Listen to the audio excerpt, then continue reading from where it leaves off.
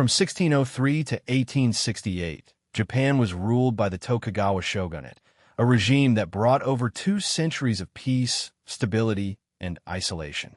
This era, known as the Edo period, was marked by a rigid social order and strict government control.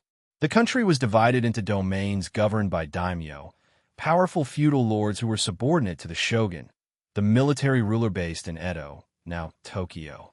Under this system, the samurai class held privileged status as warriors and bureaucrats, enforcing the shogunate's laws and maintaining order within their territories. Yet beneath the surface of this seemingly orderly society, a complex web of secret societies and covert alliances quietly thrived. While the Tokugawa regime maintained a facade of strict discipline and centralized power, political life was anything but straightforward. Behind closed doors, samurai clans and other elite groups engaged in shadow politics, maneuvering to protect their interests and influence the shogunate's decisions. These clandestine factions operated discreetly, often using informal networks and secret rituals to build loyalty and achieve their goals without attracting unwanted attention from the authorities. Their existence challenges the common perception of the Edo period as purely peaceful and stable, revealing a subtler struggle for power and control at its core. Secret societies during Edo Japan were not uniform in size or purpose. Some served as mutual support groups for samurai and retainers, helping members navigate the complex political landscape of the time. Others were more overtly involved in espionage, intelligence gathering, or even plotting against rival clans or officials. These societies often emphasized strict codes of conduct and deep loyalty, mirroring the samurai values of honor and discipline, but operating in the shadows rather than on public display. The motivations behind these underground groups varied. Some aimed to influence appointments within the shogunate, shaping policy from behind the scenes. Others sought to protect their clan's autonomy or prepare for potential shifts in power. In a society where open opposition to the shogunate could be fatal, such covert operations were a means of survival as well as ambition. The strict class system and isolationist policies of the Edo period gave rise to a discreet but persistent undercurrent of political intrigue and factionalism. Understanding these secret societies and their role in Edo Japan requires looking beyond official records and public narratives. Much of their activity was deliberately hidden or coded, leaving historians to piece together clues from fragmented documents, personal letters, and the oral traditions that survived afterward. While it's difficult to capture the full extent of their influence, evidence suggests that these groups shaped key moments in Edo politics, often steering decisions that affected not only their own clans, but the broader fabric of Japanese society. The Tokugawa shogunate's rule, while unparalleled in its duration and relative peace, was therefore not free from complexity and conflict. This documentary seeks to reveal the hidden dimensions of power operating beneath the shogunate's surface. Historical evidence from the Edo period reveals that secret societies and samurai clans played multifaceted roles in Japan's political and social landscape. While official government documents often omit direct references to covert activities, careful examination of samurai correspondence and official records provides insight into the hidden operations of these groups.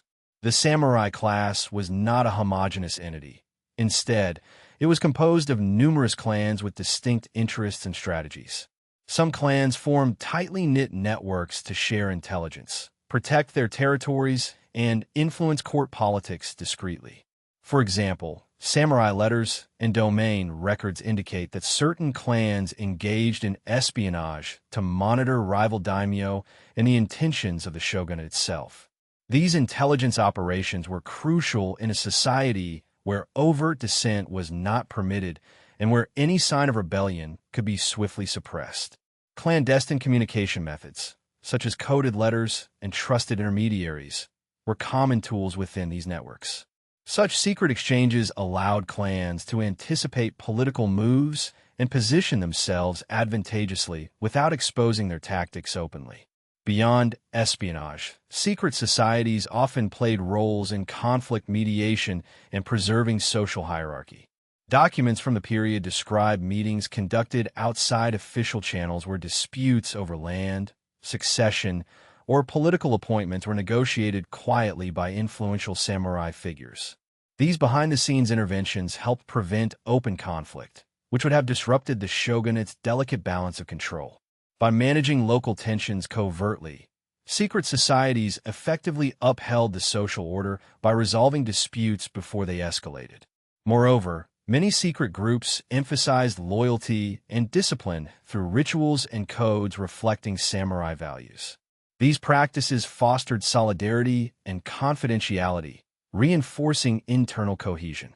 The groups operated much like informal associations or guilds, providing mutual aid and enforcing norms that aligned with broader societal expectations, but were maintained away from public scrutiny.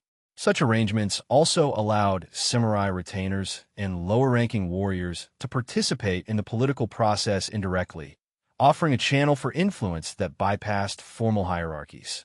The influence of secret societies extended into cultural and intellectual spheres as well.